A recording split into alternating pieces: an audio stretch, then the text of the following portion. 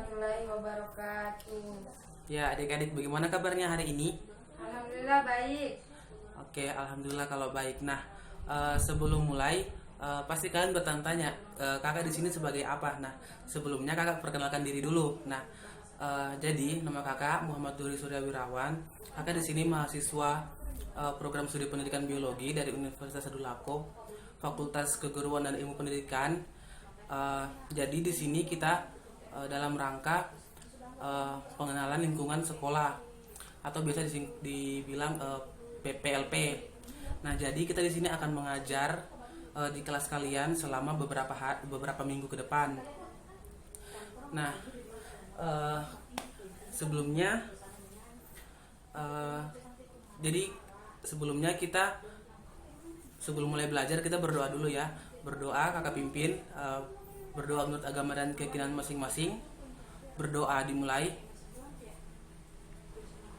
Oke, berdoa selesai. Nah, setelah itu mungkin kakak mau lihat kehadiran kalian dulu ya. Ada yang izin sakit atau apa tidak? Hadir semua Pak. Alhamdulillah kalau hadir semua. Sebelum memulai pelajaran, kakak bacakan dulu untuk kompetensi dasar dan indikator pembelajaran kita pada hari ini. Nah, untuk kompetensi dasarnya itu menganalisis hubungan antara struktur jaringan penyusun organ pada sistem gerak dalam kaitannya dengan bioproses dan gangguan fungsi yang terjadi pada sistem gerak manusia. Sedangkan indikatornya yaitu memahami mekanisme sistem gerak. Nah, untuk tujuan dari pembelajaran kita sendiri yaitu tujuannya setelah mengikuti pembelajaran ini kalian diharapkan mampu menjelaskan struktur dan fungsi tulang, otot, dan sendi. Yang kedua, mampu menjelaskan mekanisme sistem gerak. Nah, itu untuk tujuan pembelajaran kita hari ini. Sebelumnya kakak mau tanya, pembelajaran minggu lalu kalian sudah sampai di mana ya? Karena hari ini kita masuk sistem gerak, jadi otomatis minggu lalu kita setelah selesai untuk pembelajaran struktur dan jaringan hewan, jaringan pada hewan, iya kan? Ya, Nah, Pak. jadi dari materi minggu lalu semua sudah dipahami kan? Untuk tujuannya, untuk materinya sudah dipahami kan? Sudah Pak. Alhamdulillah kalau sudah. Nah, oke. Jadi karena kalian telah memahami materi yang minggu lalu, jadi pada hari ini kita masuk di materi yang pertama, yaitu mekanisme pada sistem gerak. Nah, mungkin kalian bisa lihat di PowerPoint yang kakak tampilkan. Di sini kita akan mempelajari tentang mekanisme pada sistem gerak. Nah, bisa diperhatikan untuk animasi berikut. Nah, di sini kan sudah terlihat jelas animasi yang kakak tampilkan ini tentang bagaimana otot bergerak, otot menggerakkan tulang, dan bagaimana kita bergerak. Seperti itu saat mengangkat tas dan saat mengayuh sepeda. Itu semua adalah bagian dari sistem gerak. Nah, apa sih yang menggerakkan tulang-tulang kita, atau bagaimana sih tulang kita bisa bergerak sehingga gerakan-gerakan keseharian kita itu bisa terjadi. Nah, maka dari itu hari ini kita akan belajar mengenai bagaimana mekanisme dari sistem gerak sehingga gerakan-gerakan yang sehari-hari bisa kita lakukan itu dapat terjadi. Oke, kita lanjut. Nah, sebelum itu kita harus tahu dulu apa itu rangka. Nah, rangka adalah susunan tulang yang membentuk sistem tertentu. Rangka manusia terletak dalam tubuh, terlindung oleh otot dan kulit. Nah, rangka yang terletak dalam tubuh disebut dengan rangka dalam atau endoskeleton. Nah, ini misalkan kalian tangan ini. Nah, tangan kita ini kan di luarnya kulit. Terus nanti di dalam kulit ini ada otot. Nah, setelah otot baru kita ketemu dengan tulang atau rangka. Nah, jadi itu yang dimaksud dengan tulang atau rangka kita berada atau terbungkus oleh otot dan kulit. Sampai sini paham kan? Oke, bagus kalau paham. Nah, selanjutnya eh, kita harus tahu apa itu fungsi dari rangka. Nah, seperti yang tertera di PowerPointnya,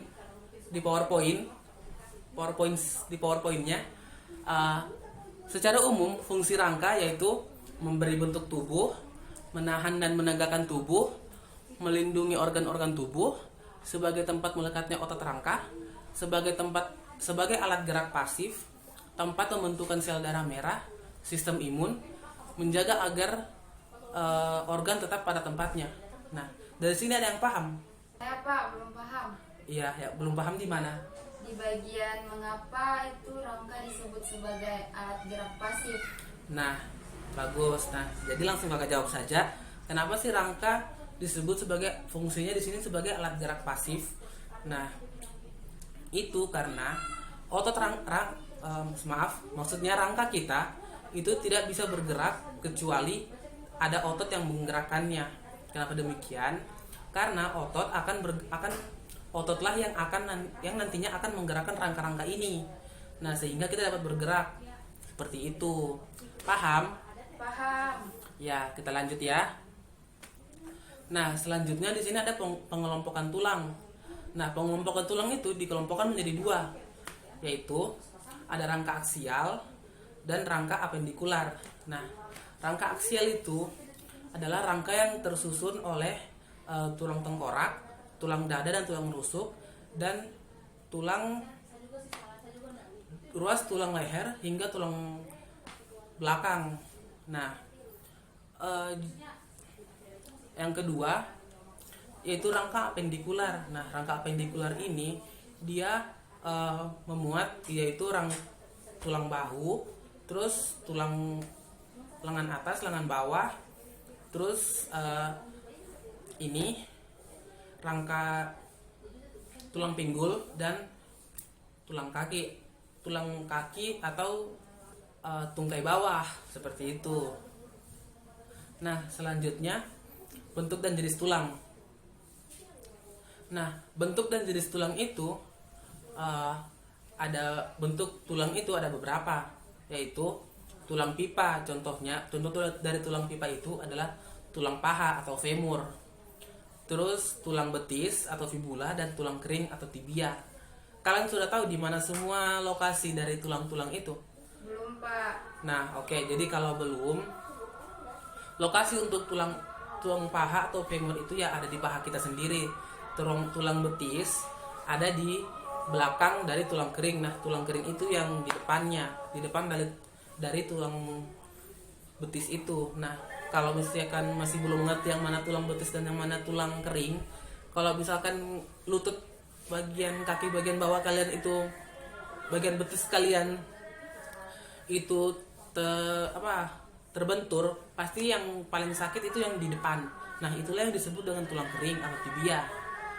Nah, selanjutnya ada tulang pendek. Tulang ini ditemukan pada telapak tangan dan telapak kaki. Selanjutnya tulang pipih. Tulang ini dapat ditemukan pada tulang pinggul, belikat, dan tempurung kepala. Itu adalah tulang pipih karena memang bentuknya yang pipih. Selanjutnya ada tulang tak beraturan. Tulang ini dapat ditemukan pada ruas tulang belakang, tulang kepala, dan tulang rahang. Kenapa disebut tulang tak beraturan? Karena bentuknya sendiri yang tidak memiliki, yang bentuknya itu bisa kita katakan bentuknya tidak jelas. Seperti misalkan kita lihat ada misalkan kayak tulang tengkorak kalian, ruas tulang belakang kalian itu bentuknya kan tidak jelas. Kadang kita mau bilang tulang pipa tidak, kita mau bilang tulang pendek tidak, kita mau bilang tulang pipih juga tidak. Jadi dia dimasukkan ke kategori ini yang tidak memiliki bentuk yang jelas. Nah, selanjutnya yaitu jenis tulang. Nah, jenis tulang ini terbagi dua, yaitu kartilago atau tulang rawan dan tulang keras atau osteon.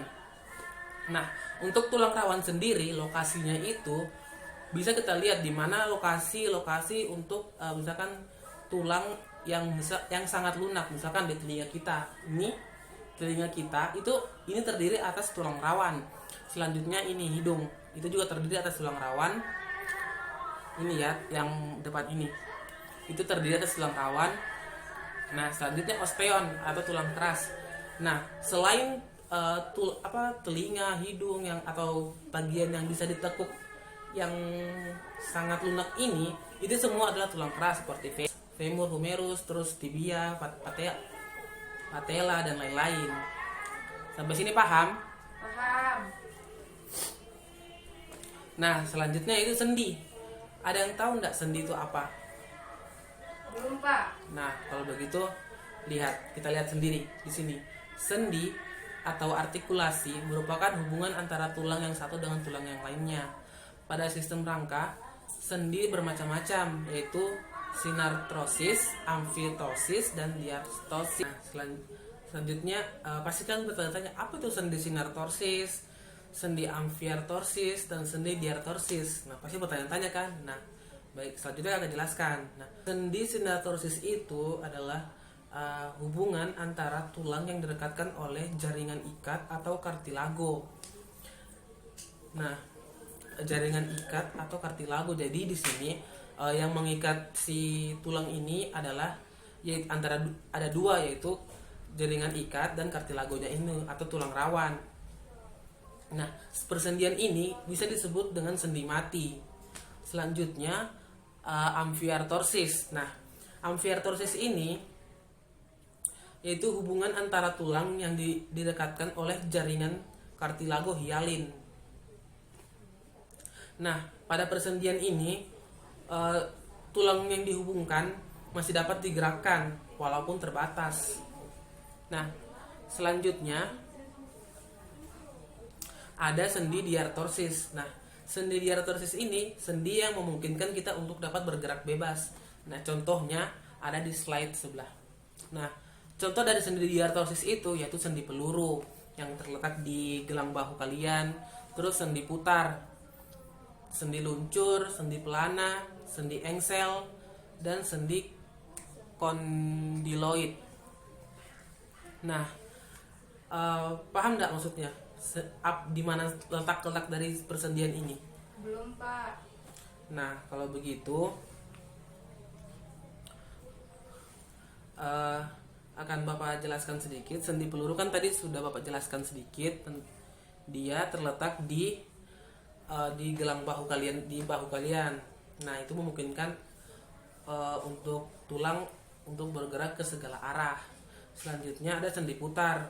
Nah, sendi putar ini dia bergerak memutari tulang. Contohnya itu sendi yang ada pada tulang pengumpil dan tulang hasta. Selanjutnya ada sendi luncur. Sendi luncur ini memungkinkan bergerak ke arah yang berbeda atau saling bergeser. Contohnya sendi menghubungkan telapak kaki dan telapak tangan.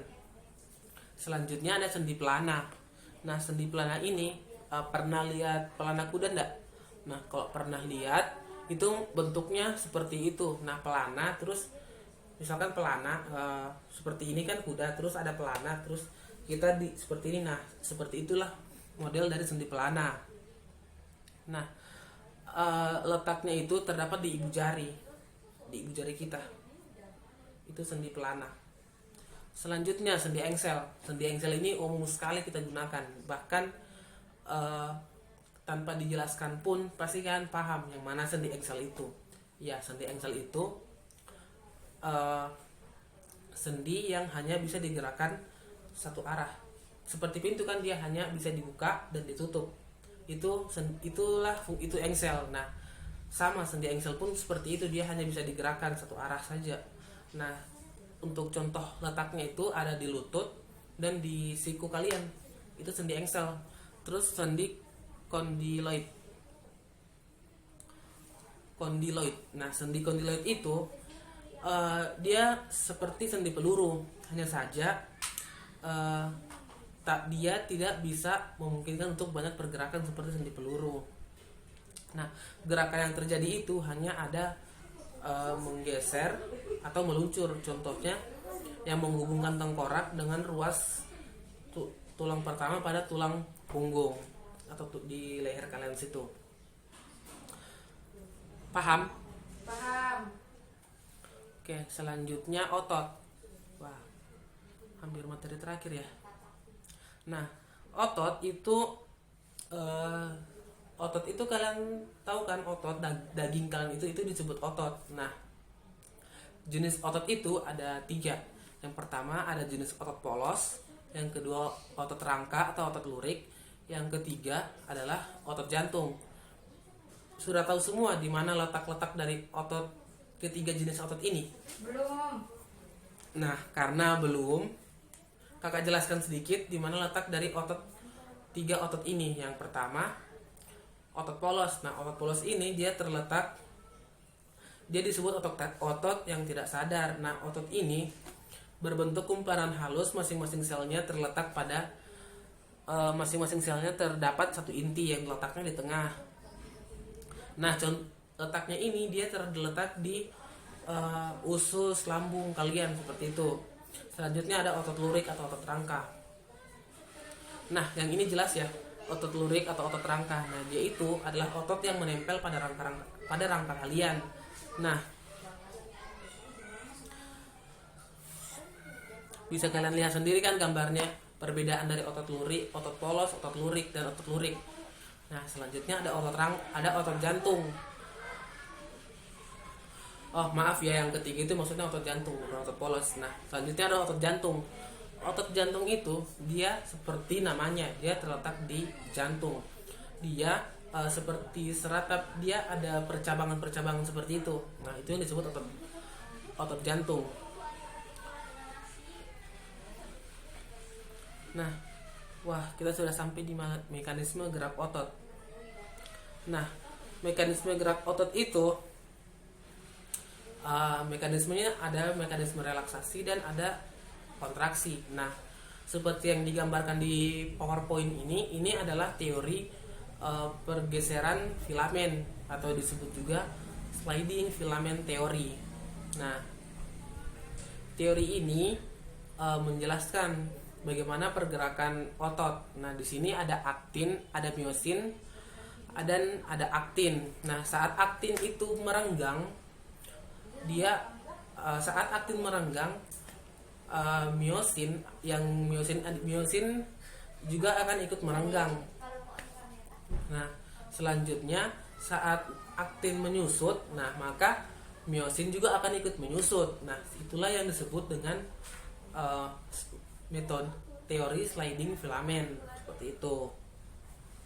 Sampai di sini sudah paham kan dengan materi yang dijelaskan? Paham, Pak.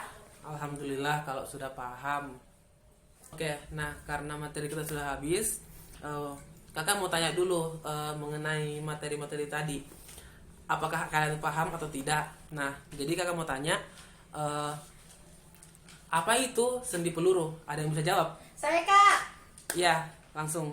Nah, sendi peluru itu memungkinkan tulang bergerak ke segala arah. Dan contohnya itu adalah sendi antara lengan atas dan gelang bahu, Kak.